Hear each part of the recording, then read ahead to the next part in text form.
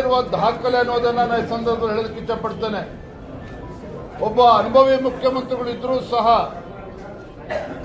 17ನೇ budget ಅನ್ನು ಮಂಡನೆ ಮಾಡತಕ್ಕಂಥ ಒಂದು ಸುವರ್ಣಾವಕಾಶ ಇವತ್ತು ಮುಖ್ಯಮಂತ್ರಿಗಳೇನು ಸಿಕ್ಕಿತ್ತು. ನೀರಿನಲ್ಲಿ ಹೋಮ ಮಾಡುವಂತ ಕೆಲಸವನ್ನ ಸಿದ್ದರಾಮಯ್ಯನವರು ಮುಖ್ಯಮಂತ್ರಿಗಳು ಮಾಡಿದ್ದಾರೆ. ಯಾವುದೇ ಒಂದು ದೂರದೃಷ್ಟಿತ್ವ ಇಲ್ಲದೆ ಇರತಕ್ಕಂಥ ಒಂದು ನೀರಸವಾಗಿರ್ತಕ್ಕಂಥ ಬಜೆಟ್. ನಾನು ಮಾನ್ಯ ಮುಖ್ಯಮಂತ್ರಿಗಳು ಬಜೆಟ್ ಅನ್ನ ಓದ್ತಾ ಇರುವಂತಹ ಸಂದರ್ಭದಲ್ಲಿ ಹಾಗೆ ಆಡಳಿತ ಪಕ್ಷದ ಶಾಸಕರುಗಳನ್ನ ಗಮನಿಸ್ತಾ ಇದ್ದೆ. ಯಾವುದೇ ಶಾಸಕರಲ್ಲಿ ಈ ಬಜೆಟ್ ಬಗ್ಗೆ ಆಸಕ್ತಿ ಇಲ್ಲದೆ ಇರತಕ್ಕಂಥದ್ದು ಸ್ಪಷ್ಟವಾಗಿ ಕಾಣ್ತಾ ಇತ್ತು. ನಾನು ಹೆಸರನ್ನು ಉಲ್ಲೇಖ ಮಾಡೋದಕ್ಕೆ ಹೋಗೋದಿಲ್ಲ. ಆಡಳಿತ ಪಕ್ಷದ ಶಾಸಕರು ಅಲ್ಲಿ ಹಿರಿಯ ಶಾಸಕರ ಹತ್ರ ಹೋಗಿ ಪಂಗ್ನಾಮ ಹಾಕಿದ್ದಾರೆ ಮುಖ್ಯಮಂತ್ರಿಗಳು ಅಂತೇಳಿ ಆಡಳಿತ ಪಕ್ಷದ ಶಾಸಕರು ತೋರಿಸ್ತಾ ಇದ್ದಕ್ಕೆ ನಾನು ಗಮನಿಸಿದೆ. ಆ ಸಾಲಿನಲ್ಲಿ ಸಚಿವರುಗಳು ಕಾಣ್ತಾ ಇರಲಿಲ್ಲ. ಕೇವಲ 7-8 ಜನ ಸಚಿವರು ಕಾಣ್ತಾ ಇದ್ರೆ ವಿನಃ ಬೇರೆ ಯಾವುದೇ ಸಚಿವರಿಗೆ ಈ ಬಜೆಟಿನ ಬಗ್ಗೆ ಆಸಕ್ತಿ ಇರಲಿಲ್ಲ. ಆಡಳಿತ ಪಕ್ಷದ ಶಾಸಕರಿಗೂ ಕೂಡ ಈ ಬಜೆಟಿನ ಬಗ್ಗೆ ಆಸಕ್ತಿ ಇರಲಿಲ್ಲ. ನೋಡಿ, ಇವತ್ತು ಪ್ರಿಯಾರಿಟಿ ಸೆಕ್ಟರ್ ಅಂತ ಏನು ಕರೀತೇವೆ, ವಿಶೇಷವಾಗಿ ಶಿಕ್ಷಣ ಕ್ಷೇತ್ರಕ್ಕೆ ಕಳೆದ ಬಾರಿಗಿಂತಲೂ ಕೂಡ ಈ ಬಾರಿ ಕಡಿಮೆ ಮಾಡಿರುವಂಥದ್ದು. ಬಜೆಟ್ ಅಲೋಕೇಶನ್ ಏನು ಮಾಡಬೇಕಾಗಿತ್ತು, ಕಳೆದ ಬಜೆಟ್ ಅಲ್ಲಿ 12% ಕೊಟ್ಟಿದ್ರು ಎಜುಕೇಶನ್ಗೆ, ಈ ಬಾರಿ 10% ಇಳಿಸಿದ್ದಾರೆ. ಅಂದರೆ ಈ ರೀತಿ ಯಾವುದೇ ಒಂದು ಪ್ರಿಯಾರಿಟಿ ಸೆಕ್ಟರ್ಗೆ ಇವತ್ತು ಆದ್ಯತೆಯನ್ನು ನೀಡದೇ ಇರುವಂಥದ್ದು. ಕ್ಯಾಪಿಟಲ್ ಇನ್ವೆಸ್ಟ್ಮೆಂಟ್ ಅದಕ್ಕೂ ಕೂಡ ಇವತ್ತು ಆದ್ಯತೆ ನೀಡದೇ ಇರತಕ್ಕಂಥದ್ದು ಸ್ಪಷ್ಟವಾಗಿ ಗೊತ್ತಾಗ್ತಾ ಇದೆ. ಇವತ್ತು ಮುಖ್ಯಮಂತ್ರಿಗಳು ಇವತ್ತು ಶಬ್ದವನ್ನು ಮಾಡುವಂತ ಪ್ರಯತ್ನ ಮಾಡಿದ್ದಾರೆ ವಿನಃ ಯಾವುದೇ ಒಂದು ನಮ್ಮ ರಾಜ್ಯದ ಒಂದು ಅಭಿವೃದ್ಧಿಯ ದೃಷ್ಟಿಯನ್ನು ಇಟ್ಕೊಂಡು ಬಜೆಟ್ ಅನ್ನ ಮಂಡನೆ ಮಾಡಿಲ್ಲ. ಈ ರೀತಿ ಒಂದು ಬಜೆಟ್ ಅನ್ನ ಮಂಡನೆ ಮಾಡ್ತಾರೆ ಅಂತೇಳಿ ನಾವು ಯಾರು ಕೂಡ ನಿರೀಕ್ಷೆ ಮಾಡಿರಲಿಲ್ಲ. ರೈತರ ಬಗ್ಗೆನೂ ಕೂಡ ಏನು ಕಾಳಜಿನ ತೋರಿಲ್ಲ ಮಾನ್ಯ ಮುಖ್ಯಮಂತ್ರಿಗಳು, ಹಣಕಾಸಿನ ಸಚಿವರು. ಯುವಕರಿಗೆ ಆದ್ಯತೆಯನ್ನು ನೀಡ್ತಾರೆ, ಉದ್ಯೋಗ ಅವಕಾಶಕ್ಕೆ ಒಂದು ಪೂರಕವಾಗಿರ್ತಕ್ಕಂಥ ಬಜೆಟ್ ಅನ್ನ ಕೊಡ್ತಾರೆ ಅಂತ ಅನ್ಕೊಂಡಿದ್ವಿ. ಅದಕ್ಕೂ ಕೂಡ ಅವಕಾಶನ ನೀಡದೇನೆ ತಮ್ಮ ಪಂಚ ಗ್ಯಾರಂಟಿಗಳಿಗೆ ಹಣವನ್ನ ಕ್ರೋಢೀಕರಿಸೋದಕ್ಕೆ ಸಾಧ್ಯ ಆಗದೇನೆ ಪದೇ ಪದೇ ಅವರು ಅಬಕಾರಿ ಇಲಾಖೆ ಮೇಲೆ ಇವತ್ತು ಡಿಪೆಂಡ್ ಆಗಿರುವಂಥದ್ದು. ಈ ಬಾರಿನೂ ಕೂಡ 45,000 ಕೋಟಿ ರೂಪಾಯಿಗಳನ್ನ ನಿರೀಕ್ಷೆಯನ್ನ ಮಾನ್ಯ ಮುಖ್ಯಮಂತ್ರಿಗಳು ಅಬಕಾರಿ ಇಲಾಖೆಯಿಂದ ನಿರೀಕ್ಷೆ ಮಾಡ್ತಾ ಇದ್ದಾರೆ. ಹಾಗಂದ್ರೆ ಅರ್ಥ ಏನಪ್ಪಾ ಅಂತ ಹೇಳಿದ್ರೆ ಮುಖ್ಯಮಂತ್ರಿಗಳು ಈ ರಾಜ್ಯವನ್ನ ಕುಡುಕರ ರಾಜ್ಯವನ್ನಾಗಿ ಮಾಡೋದಕ್ಕೆ ಹೊರಟಿರ್ತಕ್ಕಂಥದ್ದು ಈಗಾಗಲೇ ನಿರೂಪಿಸಿದ್ದಾರೆ. ಈ ಬಜೆಟ್ ಅಲ್ಲೂ ಕೂಡ ಅದನ್ನ ಮತ್ತೊಮ್ಮೆ ತಿಳಿಸಿರುವಂಥದ್ದು. ಆರೋಗ್ಯ ಇಲಾಖೆ ಬಗ್ಗೆನೂ ಕೂಡ ಗಮನ ಕೊಟ್ಟಿಲ್ಲ. ನೀರಾವರಿ ಯೋಜನೆಗಳಿಗೆ ಇವತ್ತು ಗಮನವನ್ನು ಕೊಟ್ಟಿಲ್ಲ.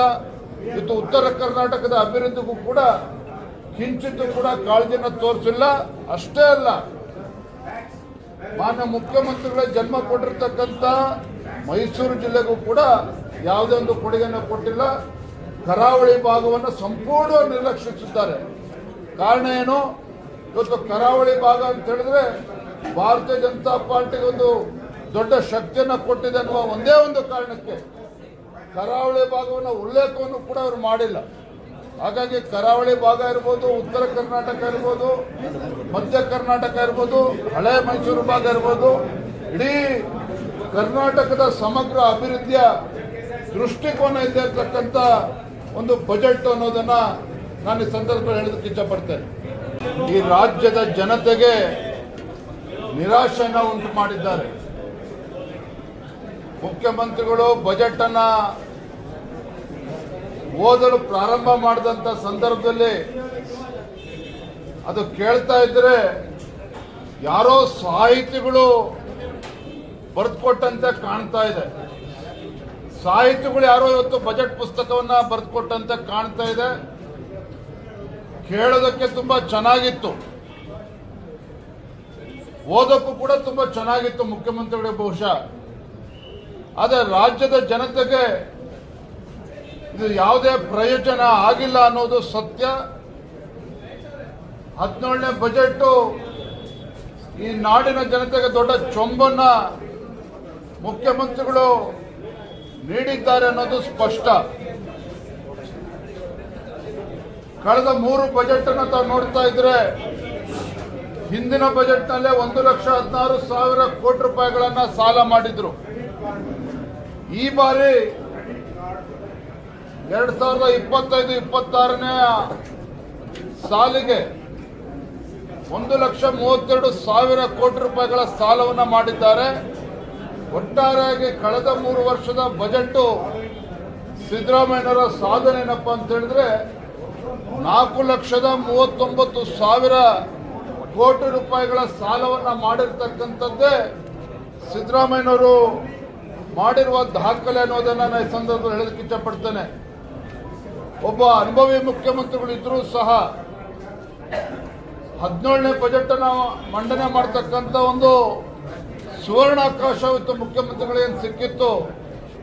ನೀರಿನಲ್ಲಿ ಹೋಮ ಮಾಡುವಂತ ಕೆಲಸವನ್ನ ಸಿದ್ದರಾಮಯ್ಯನವರು ಮುಖ್ಯಮಂತ್ರಿಗಳು ಮಾಡಿದ್ದಾರೆ. ಯಾವುದೇ ಒಂದು ದೂರದೃಷ್ಟಿತ್ವ ಇಲ್ಲದೆ ಇರತಕ್ಕಂಥ ಒಂದು ನೀರಸವಾಗಿರ್ತಕ್ಕಂಥ ಬಜೆಟ್. ನಾನು ಮಾನ್ಯ ಮುಖ್ಯಮಂತ್ರಿಗಳು ಬಜೆಟ್ ಅನ್ನ ಓದ್ತಾ ಇರುವಂತ ಸಂದರ್ಭದಲ್ಲಿ ಹಾಗೆ ಆಡಳಿತ ಪಕ್ಷದ ಶಾಸಕರುಗಳನ್ನ ಗಮನಿಸ್ತಾ ಇದ್ದೆ. ಯಾವುದೇ ಶಾಸಕರಲ್ಲಿ ಈ ಬಜೆಟ್ ಬಗ್ಗೆ ಆಸಕ್ತಿ ಇಲ್ಲದೆ ಇರತಕ್ಕಂಥದ್ದು ಸ್ಪಷ್ಟವಾಗಿ ಕಾಣ್ತಾ ಇತ್ತು. ನಾನು ಹೆಸರನ್ನ ಉಲ್ಲೇಖ ಮಾಡೋದಕ್ಕೆ ಹೋಗೋದಿಲ್ಲ. ಆಡಳಿತ ಪಕ್ಷದ ಶಾಸಕರು ಅಲ್ಲಿ ಹಿರಿಯ ಶಾಸಕರ ಹತ್ರ ಹೋಗಿ ಪಂಗ್ನಾಮ ಹಾಕಿದ್ದಾರೆ ಮುಖ್ಯಮಂತ್ರಿಗಳು ಅಂತೇಳಿ ಆಡಳಿತ ಪಕ್ಷದ ಶಾಸಕರು ತೋರಿಸ್ತಾ ಇದ್ದಕ್ಕೆ ನಾನು ಗಮನಿಸಿದೆ. ಆ ಸಾಲಿನಲ್ಲಿ ಸಚಿವರುಗಳು ಕಾಣ್ತಾ ಇರಲಿಲ್ಲ. ಕೇವಲ 7-8 ಜನ ಸಚಿವರು ಕಾಣ್ತಾ ಇದ್ರೆ ವಿನಃ ಬೇರೆ ಯಾವುದೇ ಸಚಿವರಿಗೆ ಈ ಬಜೆಟಿನ ಬಗ್ಗೆ ಆಸಕ್ತಿ ಇರಲಿಲ್ಲ. ಆಡಳಿತ ಪಕ್ಷದ ಶಾಸಕರಿಗೂ ಕೂಡ ಈ ಬಜೆಟಿನ ಬಗ್ಗೆ ಆಸಕ್ತಿ ಇರಲಿಲ್ಲ. ನೋಡಿ, ಇವತ್ತು ಪ್ರಿಯಾರಿಟಿ ಸೆಕ್ಟರ್ ಅಂತ ಏನು ಕರೀತೇವೆ, ವಿಶೇಷವಾಗಿ ಶಿಕ್ಷಣ ಕ್ಷೇತ್ರಕ್ಕೆ ಕಳೆದ ಬಾರಿಗಿಂತಲೂ ಕೂಡ ಈ ಬಾರಿ ಕಡಿಮೆ ಮಾಡಿರುವಂಥದ್ದು. ಬಜೆಟ್ ಅಲೋಕೇಶನ್ ಏನು ಮಾಡಬೇಕಾಗಿತ್ತು, ಕಳೆದ ಬಜೆಟ್ ಅಲ್ಲಿ 12% ಕೊಟ್ಟಿದ್ರು ಎಜುಕೇಶನ್ಗೆ, ಈ ಬಾರಿ 10% ಇಳಿಸಿದ್ದಾರೆ. ಅಂದರೆ ಈ ರೀತಿ ಯಾವುದೇ ಒಂದು ಪ್ರಿಯಾರಿಟಿ ಸೆಕ್ಟರ್ಗೆ ಇವತ್ತು ಆದ್ಯತೆಯನ್ನು ನೀಡದೇ ಇರುವಂಥದ್ದು. ಕ್ಯಾಪಿಟಲ್ ಇನ್ವೆಸ್ಟ್ಮೆಂಟ್ ಅದಕ್ಕೂ ಕೂಡ ಇವತ್ತು ಆದ್ಯತೆ ನೀಡದೇ ಇರತಕ್ಕಂಥದ್ದು ಸ್ಪಷ್ಟವಾಗಿ ಗೊತ್ತಾಗ್ತಾ ಇದೆ. ಇವತ್ತು ಮುಖ್ಯಮಂತ್ರಿಗಳು ಇವತ್ತು ಶಬ್ದವನ್ನು ಮಾಡುವಂಥ ಪ್ರಯತ್ನ ಮಾಡಿದ್ದಾರೆ ವಿನಃ ಯಾವುದೇ ಒಂದು ನಮ್ಮ ರಾಜ್ಯದ ಒಂದು ಅಭಿವೃದ್ಧಿಯ ದೃಷ್ಟಿಯನ್ನು ಇಟ್ಕೊಂಡು ಬಜೆಟ್ ಅನ್ನ ಮಂಡನೆ ಮಾಡಿಲ್ಲ. ಈ ರೀತಿ ಒಂದು ಬಜೆಟ್ ಅನ್ನ ಮಂಡನೆ ಮಾಡ್ತಾರೆ ಅಂತೇಳಿ ನಾವು ಯಾರು ಕೂಡ ನಿರೀಕ್ಷೆ ಮಾಡಿರಲಿಲ್ಲ.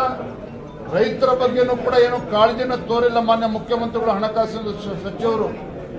ಯುವಕರಿಗೆ ಆದ್ಯತೆಯನ್ನು ನೀಡ್ತಾರೆ, ಉದ್ಯೋಗ ಅವಕಾಶಕ್ಕೆ ಒಂದು ಪೂರಕವಾಗಿರ್ತಕ್ಕಂಥ ಬಜೆಟ್ ಅನ್ನ ಕೊಡ್ತಾರೆ ಅಂತ ಅನ್ಕೊಂಡಿದ್ವಿ. ಅದಕ್ಕೂ ಕೂಡ ಅವಕಾಶನ